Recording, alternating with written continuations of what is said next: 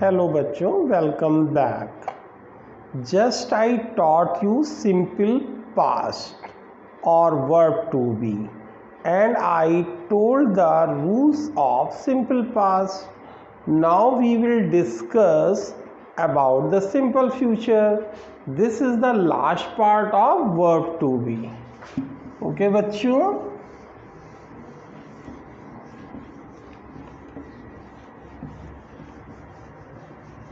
अब हम बात करेंगे सिंपल फ्यूचर की। ये भी वर्ब टू बी का ही भाग है।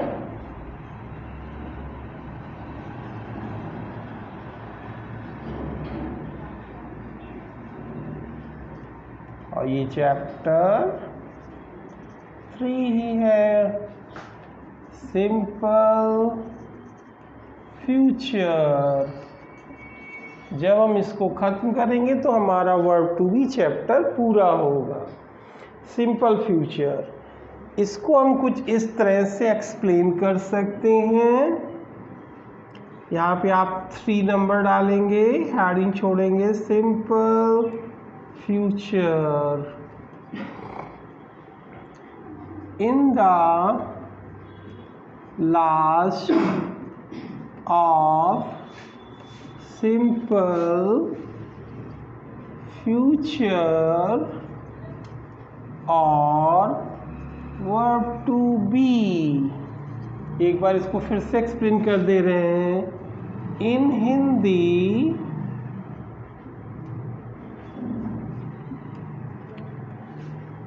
the words ga, gi, ge, these words will come in the last of the sentence. Ga, gi, ge. Okay बच्चों, and while translating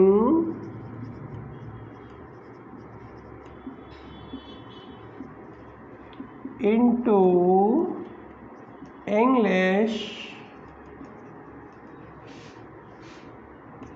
shall be, इसका 2 लिंकिंग वर्ब होता है। एक होता है shall be और एक होता है will be। पहले हम shall be देखेंगे। shall be किसके साथ लगाओगे? shall be is used with I and we। ठीक है बच्चों, I और we के साथ क्या आएगा? shall be। And will be, ये दूसरा लिंकिंग वर्ब है। will be, will be is used with all other subjects। will be का प्रयोग हम लोग सभी दूसरे सब्जेक्ट जो रेस्ट ऑफ द सब्जेक्ट्स हैं उनके साथ करेंगे। ठीक है बच्चों, जैसे I shall be there, we shall be in the cricket field, he will be here, they will be here tomorrow, they will be there tomorrow, Radha will be at her office, like this। अब हम इसके structure को समझेंगे बच्चों। इसका structure कुछ इस तरह से आप बना सकते हो। Subject plus shall be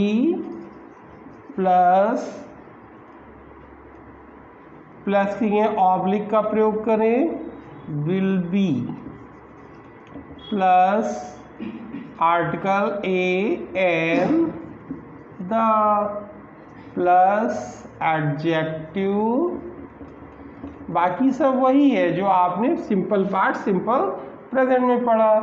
adjective plus noun plus adjective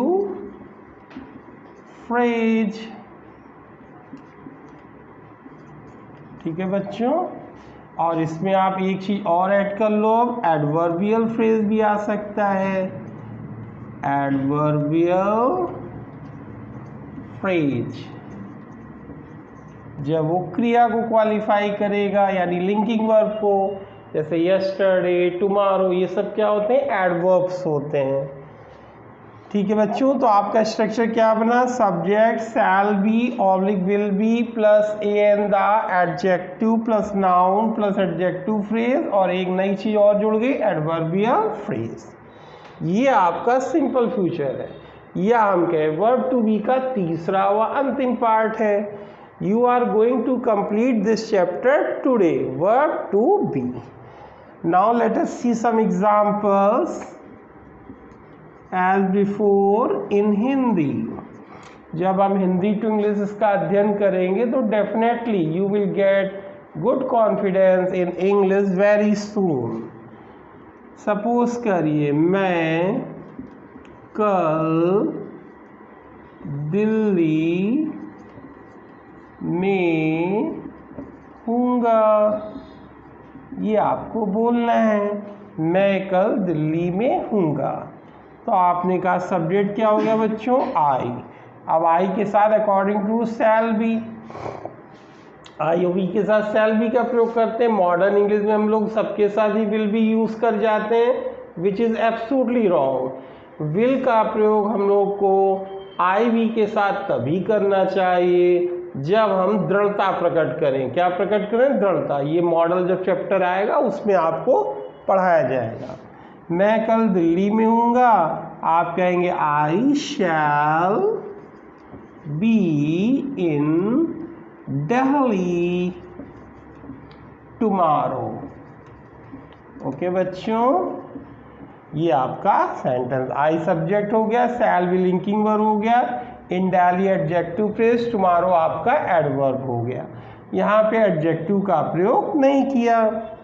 इसी को आप नेगेटिव में how you will speak, I shall not be in Delhi tomorrow. Okay बच्चों, इसी तरह इसको इंटरोगेटिव में देखिए, शैल आई बी, ऐसे तोड़ के आपको लिंकिंग और रखना होगा। शैल पहले आएगा, फिर सब्जेक्ट आएगा, फिर बी आएगा। Shall I be in Delhi tomorrow. Okay बच्चों, क्वेश्चन मार्क लगाएंगे क्योंकि इंटरोगेटिव ऊपर वाले दोनों सेंटेंस असर्टिव हैं, यानी विधि सूचक वाक्य हैं। अब डबल इंटरोगेटिव के, shall I not be in Delhi tomorrow. Okay बच्चों, और फिर इसमें हम सेकंड टाइप इंटरोगेटिव बोलेंगे। ये फर्स्ट टाइप इंटरोगेटिव है जो हमने बताया था आपको, इसका उत्तर हमेशा यस या नो में निकलता है। Second type interrogative question word से चालू होता है और उसका उत्तर यस या नो लगाकर नहीं निकलता है। देखिए वेयर, हम वेयर से इसको ट्राई करते हैं। Where shall I be tomorrow. Okay बच्चों, इस तरह से हम क्वेश्चन मेंटेन कर सकते हैं, where shall I be tomorrow. अब यहाँ पे हमें रिप्लाई, अगर हम इन दिल्ली लिख देंगे तो उसका रिप्लाई आ जाएगा, तो हम पूछेंगे where shall I be tomorrow, मैं कल कहाँ हूँगा। ठीक है बच्चों, इस तरह से हम अपने सेंटेंस को यूज़ कर सकते हैं। ये दोनों असर्टिव हैं, ये दोनों इंटरोगेटिव सेंटेंस हैं, और ये सेकंड टाइप इंटरोगेटिव सेंटेंस है। और यदि लिंकिंग वर्ड से वाक्य चालू होता है तो वो फर्स्ट टाइप इंटरोगेटिव होता है।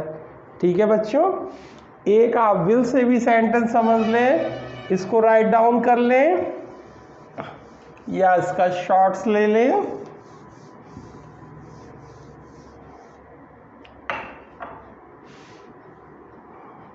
वह, ये दूसरा एग्जाम्पल समझ लें विल वाला, वह कल अपने छोटे गांव में होगा। ये आपका सिंपल फ्यूचर ये भी हो गया। वे वर्ब टू भी करें, यहाँ कोई मेन वर्ब नहीं है। इसको ट्रांसलेट कैसे करेंगे बच्चों? ही, वाह एक बजे ही। अब ही के साथ क्या आना चाहिए, विल बी। इसमें तो बहुत सिंपल सी बात है, आई वी के साथ शैल बी, बाकी सबके साथ will be. He will B at his, अब सब्जेक्ट ही है, ये नई चीज आपके लिए हो गई पजेशु के, इसे पजेशु कहते हैं। जैसे हीज है, माई है, योर है, ये सब क्या है, पजेशु के। तो यहाँ सब्जेक्ट ही है तो अपने के लिए यहाँ पर क्या आएगा, his. He will B at his small village tomorrow. ठीक बच्चों, ये आपका सिंपल फ्यूचर हो गया, वर्ब टू बी हो गया। अब इसको हम नेगेटिव में बोल दें, he will not be at his small village tomorrow. आ रहा है बच्चों समझ में, बिल्कुल वही प्रोसेस है जैसे आप यहाँ पे नेगेटिव इंटरोगेटिव बना रहे थे, बिल्कुल वैसे ही। अब इंटरोगेटिव फर्स्ट टाइप बनाना है, आपने कहा will he be at his small village tomorrow. Question mark लगा दीजिए, इंटरोगेटिव है तो क्वेश्चन मार्क से हम पहचानते हैं कि वाक्य हमारा इंटरोगेटिव है। अब डबल इंटरोगेटिव क्या बनेगा, will he not be at his small village tomorrow. आ रहा है बच्चों समझ में? समझने के साथ साथ इसको खूब इंजॉय करें and try to speak in well manner on the basis of grammar. अब एक इसका क्वेश्चन वर्ड लगा के देखिए, where will he be tomorrow. अगर आपको किसी से क्वेश्चन पूछेंगे तो क्या बोलेंगे, where will he be tomorrow. TOMORROW, question mark लगा देंगे। ठीक है बच्चों, ये आपका हो गया simple future. Verb to be के अंतर्गत आपने तीनों पार्ट्स का अध्ययन आज पूरा किया, जिसमें सिंपल प्रेजेंट, सिंपल पास्ट और सिंपल फ्यूचर। सिंपल फ्यूचर के कुछ एक वाक्य, I am going to speak, I shall be in Lucknow tomorrow, he will be here, I shall not be there, they will not be here, Mohan will be in Lucknow tomorrow, Mr. Narendra Modi will be in Varanasi today, like this। ठीक है बच्चों, इसको आप अच्छी तरह study करें verb to B को। ये आपको अंग्रेजी के अंतर को समझाएगी कि कैसे हम एंग्लो लैंग्वेज में वर्ब और विदाउट मेन वर्ब, यानी मेन वर्ब और विदाउट वर्ब, या फिनिड वर्ब और लिंकिंग वर्ब से कैसे हम अपने वाक्यों को बोल सकते हैं, और ये आपको क्लियरेंस भी देगी। आप अक्सर अंग्रेजी भाषा में कंफ्यूज हो जाते हैं, वो कंफ्यूजन भी आपको शुरू से ही ख़त्म होता नज़र आएगा। ओके बच्चों, बाय बाय।